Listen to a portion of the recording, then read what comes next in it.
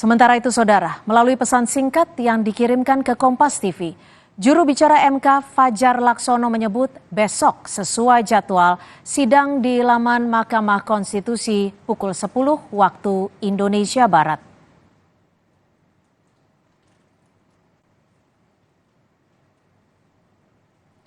Pakar Hukum Tata Negara Unibrau Ali Syafaat menyebut seharusnya tak ada konflik kepentingan terkait uji gugatan batasan usia peserta Pilpres.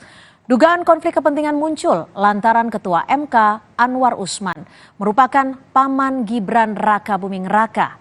Nama Gibran sendiri kini menguat jadi kandidat cawapres. Namun terbentur aturan batas minimal usia yaitu 40 tahun.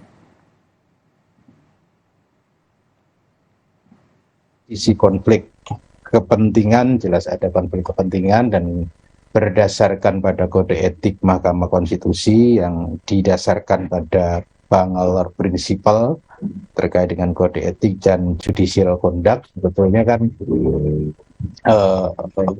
yang disebut sebagai kode etik itu tidak hanya harus dijalani pada saat memutuskan satu perkara, tetapi kan juga harus ditunjukkan.